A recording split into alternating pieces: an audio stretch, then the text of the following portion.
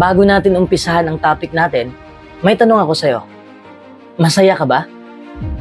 Yung totoong masaya. Ang kaligayahan ay isang bagay na sinisikap nating lahat na makamit. Kung gusto nating sumaya, dapat tanggap din natin na ang buhay ay parang bula. Napakaikli lang.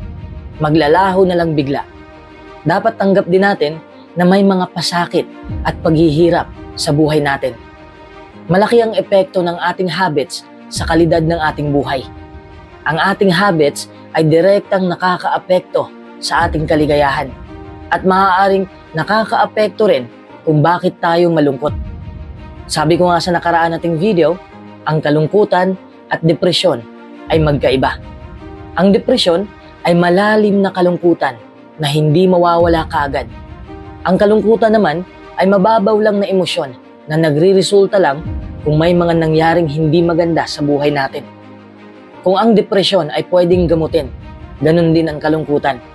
Kaya heto na ang 10 habits na kailangan mong iwasan para sumaya ka. Pero bago po natin pag-usapan yan, gusto ko munang mag-shoutout. Shoutout kay JJ Caronan at shoutout din kay Dondon Azamar at shoutout din kay Luvin. Maraming salamat sa panonood nyo at natutuwa ako na may natutunan kayo. Balik na tayo sa topic natin. Number 1, tanggalin mo ang pagkareklamador mo. Ang palaging pagrereklamo ay masama sa kalooban mo at sa kalooban ng iyong mga kaibigan at kasamahan. Ngunit hindi lang yon ang mali sa madalas na pagrereklamo. Malamang masama rin ito sa utak mo at kalusugan.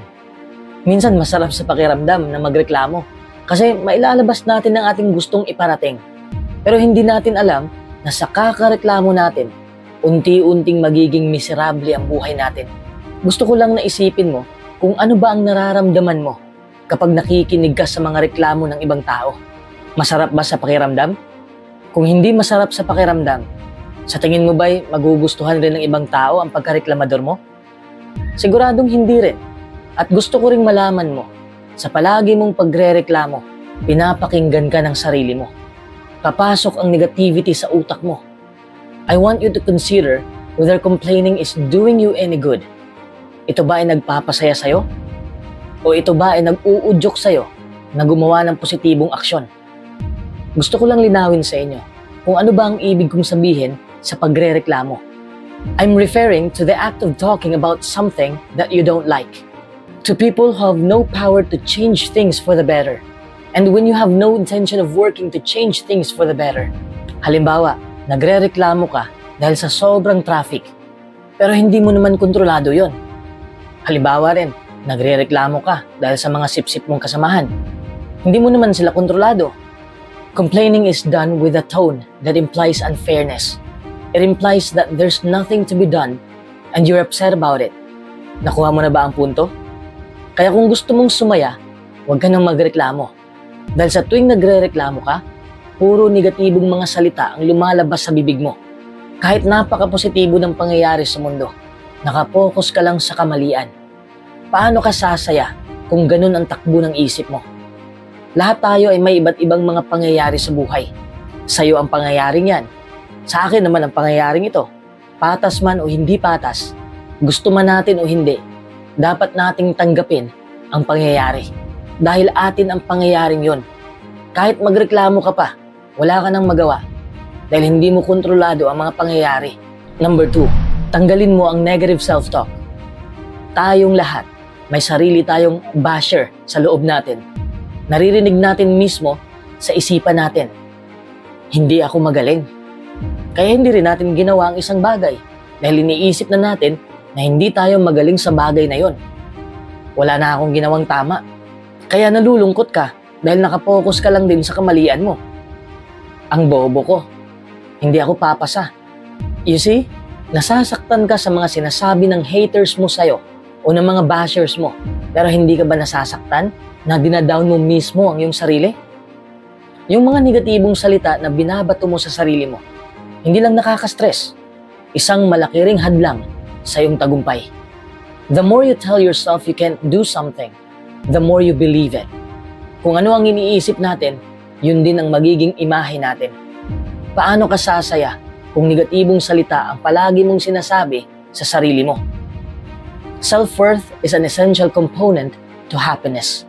And feeling good about ourselves is a right we all have. Huwag mo nang batuhin ang sarili mo ng mga masasakit na salita. Number 3, itigil mo na ang sobrang paggastos. Paano ka sasaya kung palagi kang walang pera? Kung hinahangad mo na maging financially independent or financially stable, live within your means. Ibig sabihin, yung gastos mo ay hindi dapat lalampas sa kinikita mo. Nabubuhay na tayo sa panahon na maraming tao ang materialistiko. Dahil na rin sa mga advertisements na nakikita nila. Akala kasi nila ang mga bagay na yon ay nagpapasaya sa kanila. Pero hindi nila alam na pansamantala lang ang kasiyahan na dulot ng mga bagay na yon. So simula ngayon, matuto kang mag-ipon. Maiibsan ang stress mo kung may naipon ka. Mas secured pa ang kinabukasan mo. Hindi lang naman material na bagay ang nakakapagpasaya sa atin eh. Nakakapagpasaya rin ang exercise dahil magre-release ang katawan natin ng endorphins. At marami pang ibang bagay ang nakakapagpasaya sa atin. Number 4, iwasan natin ang negatibong gawain. Maraming nakakasira ng mood natin. Paano tayo sasaya kung negatibong bagay ang ginagawa natin? Yun bang ibinuhos na natin ang ating oras sa mga walang kwentang bagay? Halos lahat ng tao ngayon ay nakatutok na sa screen. Naglalaro na ng mga online games. Yan ang isa sa mga dahilan kung bakit nahihirapan kang sumaya. Kasi pumasok ka doon sa digital na mundo. Pero hindi naman masama yun, basta't balanse lang. Tingnan mo rin ang realidad. Marami kang matutunan sa tunay na mundo. Lalo na yung mga taong gumagamit ng droga, hinahanap nila ang kasiyahan sa paggamit nito. Pero hindi ito nagbibigay ng pangmatagalang kasiyahan. Kaya dapat mag-isip ka ng mabuti dahil ang kasiyahan ay nandito na sa loob natin. Huwag nating hanapin sa labas. Number 5, panghihinayang. Panghihinayang o pagsisisi. Ang paghihinayang ay isang makapangyarihang angkla na hahawak sa atin para madikit tayo sa nakaraan. At ito'y pumipigil sa atin na tamasahin ang kasalukuyan. Paano ka sasaya kung nakadikit ka pa sa sitwasyong hindi mo nahawak? Ang gawin mo lang, tanggapin mo ang mga bagay na pinagsisisihan mo. Tanggapin mo na may mga bagay kang hindi nagawa noon. Totoo na may pagkakamali tayong nagawa sa nakaraan. Tinanggap ko na ang akin. Kailangan mong tanggapin ang sayo. Embracing reality and acknowledging the truth is the first step toward releasing regret. Patawarin mo na ang iyong sarili. Ipakita mo sa iyong sarili ang parehong uri ng awa na gusto mong ipaabot ng iba kapag nagkasala ka sa kanila. Stop beating yourself up for doing something that you cannot undo. Kung maibabalik lang natin ang panahon, siguradong itatama naman natin, di ba? Pero hindi na maibalik eh. Kaya mag-focus ka na lang sa magagawa mo ngayon. Huwag mo nang dalhin ang bigat ng panghihinayang sa buhay mo. Forgiving yourself won't negate the thing you regret, but it will set you free from the power it holds over you. Matuto ka sa mga pagkakamali mo. Bitawan mo na ang pag-iisip sa nakaraan mo. Huwag mong sisihin ang sarili mo. May magagawa ka pa ngayon. Magiging masaya ka pa. Number 6, huwag ka nang mag-alala sa kinabukasan mo. Isa ito sa mga nakakapagpabigat ng ating kalooban. Palagi tayong nag-aalala sa ating kinabukasan. Nakakalimutan natin na ang ngayon ay napakahalaga. Kung wala tayong gagawin ngayon, wala ring mangyayari sa kinabukasan natin. Normal lang naman mabahala, lalo na sa panahon ngayon na napakalubha na. Ang dami nating mga hamon sa buhay. Hindi natin alam kung ano na ang mangyayari sa susunod na panahon. However, chronic and all-consuming worry can be troublesome and interfere with our ability to function freely and calmly in our daily lives. Huwag kang tumira sa hinaharap. Tumira ka sa ngayon. Sa ngayon ka nabubuhay. Ibig kong sabihin, huwag mong piliting hulaan ang kinabukasan mo. Hinuhulaan mo para makapaghanda ka sa maaaring mangyari. Pero sa totoo lang, walang nakakaalam sa mangyayari bukas. Diyos lang ang may alam. Worry itself serves no purpose unless it spurs a plan of action. What we can do is live in the present while fully exercising our God-given abilities and talents. This enables and empowers us to live a happier existence. Number 7, huwag kang magpapakontrol sa takot. When fear and anxiety become a pattern in our lives, they become a problem. Kung may nakabara ba sa lababo nyo, ini-ignore mo na lang ba? Siyempre, hindi. So when fearfulness causes harm to your physical and mental stability, and you find yourself avoiding things that might create more fear, don't ignore it. Ang unang hakbang para hindi ka na makontrol ang takot mo, ay alamin mo kung ano ang kinakatakutan mo. Alamin mo kung ano ang itsura ng takot na yan. Hindi mo malalabanan ang takot kung ito'y nananatiling nakatago sa iyong subconscious mind. Kailangan mo itong harapin. Halimbawa, kapag humarap ka sa isang tao, nakikita mo ang mukha ng taong yon, di ba? Malalaman mo rin ang kinikilos niya. Katulad din kapag hinaharap mo ang iyong takot. Sa halip na baliwalain na lang, may mapapansin ka tungkol sa takot mo na hindi mo pa napapansin noon. This awareness helps you overcome your fear. Isa ang mga takot sa nagpapabigat ng ating buhay. Hindi tayo sasaya kung takot ang nakabalot sa puso natin. Number 8, tigilan mo na ang chismis. Isa rin ito sa mga sagabal sa buhay natin. Sino ba ang chismosang masaya sa buhay nila? Wala. Yung taong pinagchichismisan, yun ang masaya. Ang taong nangchichismis ay hindi masaya sa kanyang buhay. Yan ang katotohanan. Kaya wala kang mapapala sa gawaing ito. Huwag mong sayangin ang iyong oras sa pamamalita ng buhay ng iba. Big people come up with ideas. Average people talk about things. Little people talk about others. Alam kong nababasa mo na ang quote na yan. That person you gossip so much about is the big person. He's busy being his own person and doing his thing. He is growing. He is happy. Hindi katulad mo na chismis lang ang alam. Hayaan mo na kung ano ang ginagawa nila sa buhay. Kung nabuntis man sila ng maaga, wala ka nang pakialam dun. Kung matanda ang kanyang partner, wala ka nang pakialam dun. Wala kang pakialam sa ginagawa nila. Bakit ka ba naapektuhan? Di ba? Gossip gets you nowhere. You learn nothing from it. If anything, it only teaches you to be a judgmental person. Number 9, huwag kang magkimkim ng galit. Kapag sama ng loob ang laman ng puso mo, hindi ka magiging masaya. Sometimes, when we have been exposed to experiences that were hurtful, it can be difficult to heal. Especially if we feel that someone has wronged or harmed us. These feelings can take the form of grudges. Grudges are feelings of resentment that can be unhealthy to the individual carrying them. Dapat alam mo kung bakit mo kinimkim ang galit mo. Bakit hindi mo kayang bumitaw? Ano ba ang dahilan? You have to know what the problem is in order to solve it. When you allow yourself to see the real issue, you can then make a choice to move forward from there. Tanggapin mo ang mga nangyari. Minsan may nananakit sa atin. Minsan tayong nakakasakit sa iba. Kung bumitaw ka na, huwag mo nang isipin ulit ang mga nangyari para hindi mag-spike ulit ang galit mo. Don't put too much thought into the situation or continue to discuss it with others. Dwelling grudge will only make it hard for you to let go. Kung may nagpapaalala sa'yo tungkol sa nangyari noon, ibahin mo kaagad ang subject. Alam kong kaya mong bumitaw. Stay positive. Instead of holding on to resentment, use this as a valuable lesson that can help you walk away with a better understanding of yourself. For every negative situation, there is a positive. Remember that, okay? Number 10, huwag mong palakihin ang problema.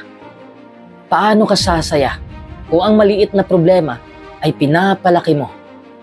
Hindi ko sinasabi na ikaw ang nagpapalaki. Ang ibig kong sabihin ay bakit hinayaan mo na lumaki? Kapag hinayaan natin ang problema, madaragdagan ito ng panibagong problema at mahirap nang masolusyonan. Halimbawa, ang mga gawaing bahay. Kapag hinayaan mo, magpatong-patong ang mga kailangang tapusin. Araw-araw ay may bagong mga papeles na aasikasuhin. Sa mga bills din, kung hahayaan mo lang o nakalimutan mo, mas lalong lumala ang problema. May mga problema ka ba ngayon? Siyempre meron. Ano ang solusyon? Aksyonan mo na kaagad. Huwag mong palakihin yan. You can save yourself much time and stress by addressing them early. Most problems start small, and let's keep them that way. Kung sa tingin mo ay natamaan ka sa 10 binanggit ko, oras na para bumitaw ka na. Para naman gumaan ang kalooban mo. Para naman sumaya ka.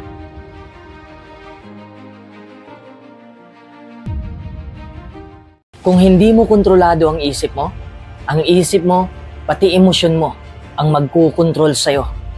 Kung hindi mo makukontrol ang kakaisip sa mga bagay na nangyari na, mawawalan ka na rin ng tiwala sa sarili mo.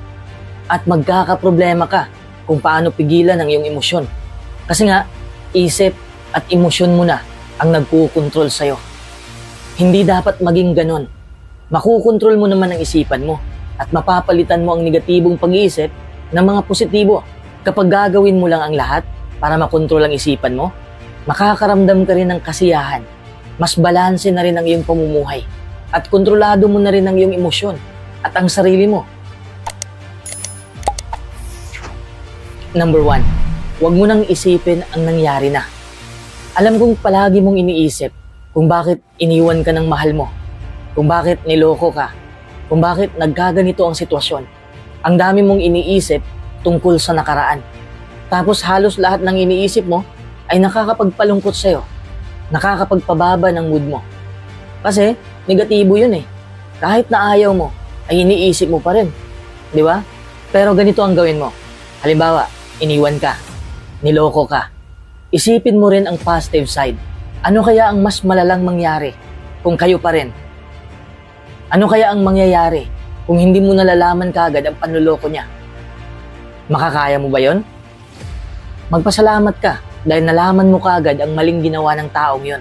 Kung palagi ka lang nag-iisip sa nakaraan, wala pa rin magbabago. Kasi nangyari na yon. Kung palagi ka lang nag-iisip sa nakaraan, mas mabuti pang lumabas ka muna at maglakad. Getting out can get your mind off of your worries, either simply because of the exercise itself or because you will be taking in new information. Maririnig mo ang awit ng mga ibon sa labas. Malalanghap mo ang sariwang hangin. Makikita mo ang magagandang tanawin. Nakaka-relax ito ng ating isipan. Promise, hindi mo maiisip ang nakaraan mo kung maglakad-lakad ka sa labas. Number 2, pwede mo pang mabago ang sarili mo. If you don't believe that you can change, you're not gonna try nearly as hard as if you believe success is possible. Make sure that you're using positive thinking to face your problem. Tandaan mo palagi na makukontrol mo ang iyong isipan at mag-i-improve pa ang buhay mo. Kung gusto mong magbago ang sarili mo, bitawan mo na rin ang toxic mong ugali. Lahat kasi ng ugali mo, positibo man yan o negatibo, ay naipasok na sa iyong subconscious mind. Paano kung negatibo na ang naipasok mo sa subconscious mind mo? Negatibo rin ang mga kilos mo. Dapat ang ipasok mo dyan ay ang pangarap mo sa buhay at mga plano mo. Yang mga toxic mong habits ang sumisira sa kinabukasan mo. To make some great things happen, as well as grow and develop as a person, you have to leave this comfort zone and undertake some risks in the pursuit of a better future. Kung gusto mo talagang umunlad, gumawa ka rin ng mga bagay na makakapagpabuti ng iyong buhay.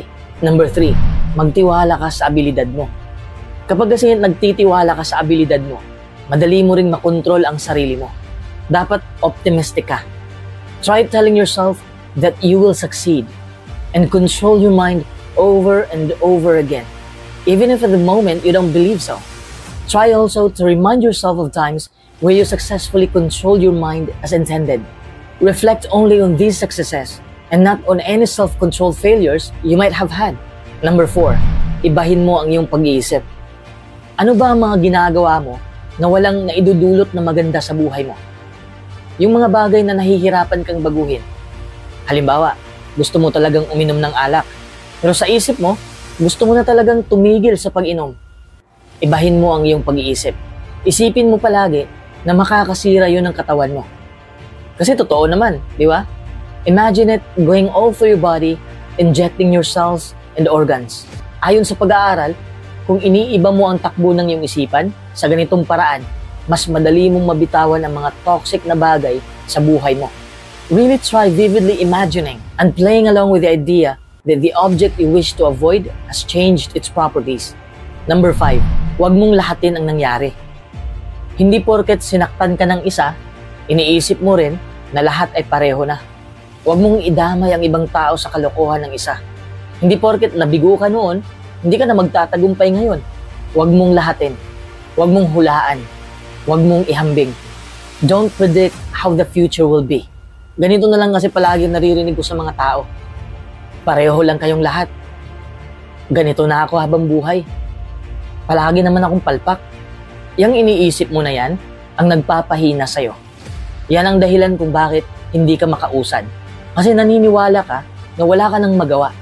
Take it upon yourself to change your own future through hard work and persistence. Halimbawa, sinabi mo na ganyan ka na lang palagi. Kailangan humanap ka rin ng paraan para mag-improve ang buhay mo. At syempre, kailangan mo rin ng aksyon. Kung gusto mong may kabuluhan na relasyon, may matitino pa namang lalaki o babae sa mundo. Hindi lahat pare-pareho ng ugali. Hindi mo palang nakikita ang para sa'yo. Kung gusto mo ng maayos na trabaho, marami ka namang mapapasukan. Hindi ka lang naghahanap. Panareklamo ka lang sa buhay, pero wala ka namang ginagawa. Ibig sabihin, ang magagandang bagay ay nasa paligid lang natin. Kailangan lang nating sunggaban. Number 6, huwag mong sisihin ang sarili mo. Kadalasan ito ang nangyayari sa bawat tao. Palagi nilang sinisisi ang kanilang sarili sa mga nangyayaring hindi naman nila kontrolado. Para itong trap sa sarili natin. Kinukulong natin ang ating sarili sa kasalanang hindi natin ginawa. Halimbawa, hindi pumasa ang anak mo. Masasabi mo na kasalanan mo dahil hindi mo siya tinuruan. Pero sa totoo lang, hindi mo naman yun kasalanan. Wala yan sa kontrol mo. Halimbawa rin, kung may kabit ang asawa mo, hindi mo na yun kasalanan. Wala kang pagkukulang sa kanya. Desisyon niya yun. Wala kang kontrol sa kanyang desisyon. Tigilan mo ang pagsisi sa sarili mo. Nasasaktan ka na nga sa pangyayari, mas lalo mo pang sinaktan ang sarili mo. Isipin mo naman ng mabuti kung ano ang tunay na nangyari. Number 7, huwag ka munang mag-conclude. Isa na naman itong trap sa sarili natin. Yun bang nag-iisip na tayo ng hindi maganda kahit wala naman tayong ebidensya. Hindi niya ako gusto dahil pangit ako. Iniwan niya ako dahil mahirap lang ako. Hindi ako tinanggap sa trabaho dahil hindi ako magaling. Hindi naman yan ang dahilan eh. Gawa-gawa lang yan ng isipan mo. Paano mo nasabing hindi ka niya gusto dahil sa kapangitan mo? Paano kung may ibang dahilan siya na hindi mo pa nalalaman? Paano mo nasabing iniwan ka niya dahil sa kahirapan mo? Paano mo nasabing hindi ka magaling? Ito ang dahilan kung bakit mas lalo kang nanghihina dahil may konklusyon ka na kagad. Para tumigil ka na sa kakakonclude, mag-isip ka ng mabuti bago mo husgahan ang sitwasyon. Mas makakatulong kung tanungin mo ang iyong sarili ng mga katanungan tungkol sa iniisip mo. Halimbawa, maaari mong tanungin ang iyong sarili kung bakit alam mo na ang iniisip mo ay totoo. Kumbaga, maghanap ka muna ng ebidensya para naman mapatunayan mo na totoo nga ang iniisip mo. Kasi kung wala kang mapapatunayan, ibig sabihin na sinasaktan mo lang lalo ang iyong sarili dahil lang sa mga iniisip mong walang kwenta.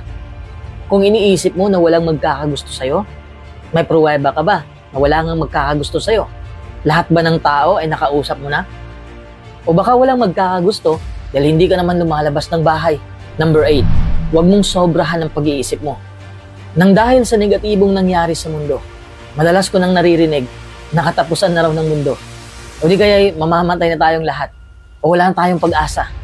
Ito ay isang negatibong trap sa buhay natin. Ang nangyayari ngayon ay pansamantala lang. Bahagi ito ng ating pagsubok. Matinding pagsubok. Hindi pa ito ang katapusan.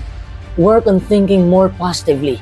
Lahat tayo ay apektado ng negatibong pangyayari. Pero bakit yung iba masaya pa rin? Bakit ikaw hindi?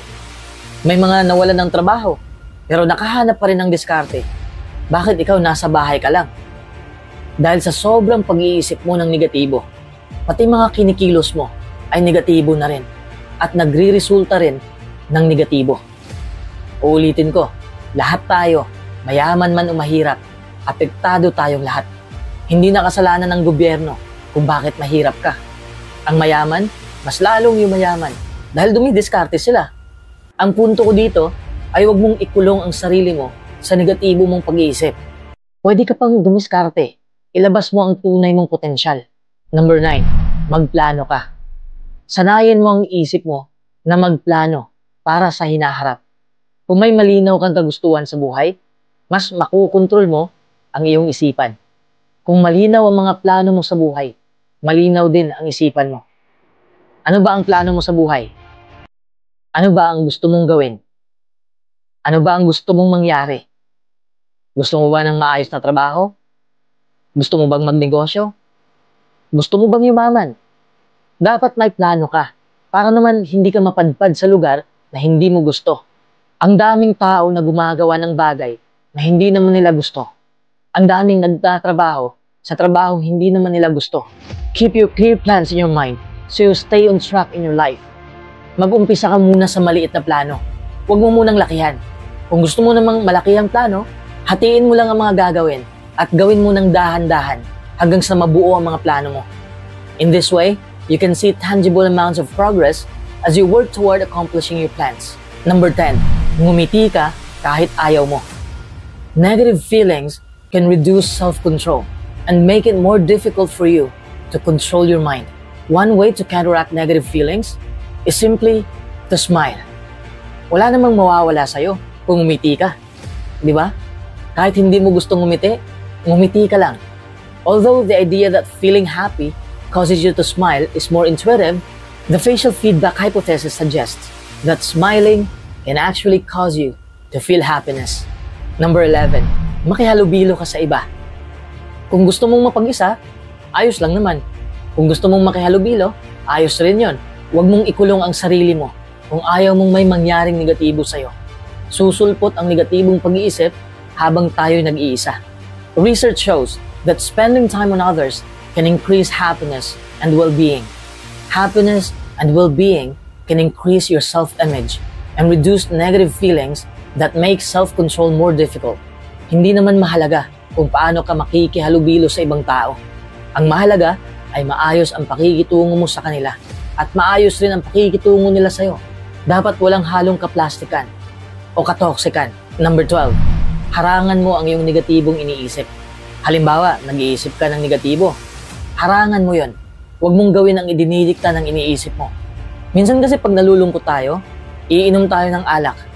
Kapag approve lang tayo ng approve sa iniisip natin, you have to do this so that part of your mind is less likely to win out and influence your behavior.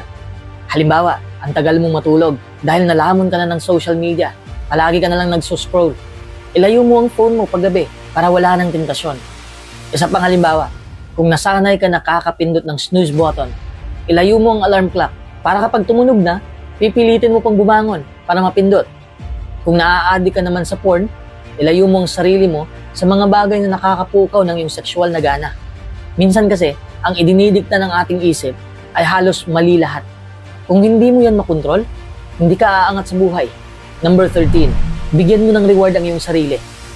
Bigyan mo ng kahit konting regalo ang sarili mo kung nakontrol mo ang iyong isipan. Nang sa ganon, ay mas lalong gaganahan ka sa paggawa nito. Halimbawa, hindi mo gustong mag-ehersisyo, pero pinilit mo pa rin gawin. Bigyan mo ng reward ang sarili mo dahil may nagawa ka sa buhay. But be careful not to make the reward too excessive or you may find yourself out of control. Huwag mong masyadong spoiled ang sarili mo sa mga rewards. Nakukontrol mo nga ang isip mo, pero ubos naman ang pera mo sa kaka-reward. Number 14, parusahan mo ang iyong sarili. Ang ibig kong sabihin, patikimin mo naman ng konting disiplina ang sarili mo. Kung hindi mo makukontrol ang iyong isipan, kung binigyan mo ng reward ang iyong sarili, dahil nakontrol mo ng maayos ang isipan mo, pwede mo ring parusahan kung hindi mo naman makontrol. Kapag kasi may parusa kang kinakaharap, mas lalo kang tutuwid sa buhay. Dinisiplina mo lang naman ang sarili mo. Walang masama doon. Halimbawa, nag-crave ka ng chocolate sa kalagitnaan ng pagda-diet mo. Bilang parusa, sabihin mo sa pamilya mo na itago ang mga chocolate para hindi mo makain o kontrolin mo ng maayos sa sarili mo. Maliit na parusa lang yan, pero may malaking epekto sa buhay mo. Number 15, umiwas ka muna sa nakaka-stress na bagay. The mind and body are deeply connected. The mind can make the body stressed, and physiological stress in the body can lead the mind to feel stressed. Kapag na-stress kasi tayo, mas lalo tayo mag-e-effort para lang malabanan ng stress. Sa kakalaban natin ng stress, mas lalo tayong may stress. It will always backfire. It's important to reduce stress to conserve self-control energy. May mga epektibong paraan naman para maibsan ang stress natin. Pwede tayong huminga ng malalim and holding your breath for a few seconds. Then slowly exhaling over the course of several seconds. You may also try focusing your mind on a single soothing word. Sabihin mo sa sarili mo, pumalma ka lang. Pwede rin mag-ehersisyo ka, gumalaw ka, sumayaw ka, which will help you to relax your tense muscles. Kapag sobra na ang stress mo, makipag-usap ka sa pamilya mo at sa mga kaibigan mo, since social support can act as a buffer against stress.